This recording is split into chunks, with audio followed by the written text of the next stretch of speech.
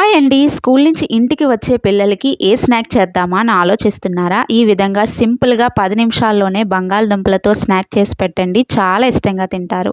ముందుగా ఒక 4 బంగాళదుంపలను ఉడికించుకొని పొట్టు తీసుకొని ఈ విధంగా మెత్తగా మ్యాష్ చేసేసుకోవాలి. ఇప్పుడు ఇందులోనే రుచికి సరిపడినంత ఉప్పు, మిరియాల పొడి, garam masala, chilli flakes, 2 tablespoons maida, 2 tablespoons వరకు కార్న్ ఫ్లోర్ వేసుకొని బాగా కలిపేసుకోవాలి. ఇప్పుడు ఇందులో 1 టేబుల్ స్పూన్ వరకు ఆయిల్ వేసుకొని బాగా కలుపుకోవాలి.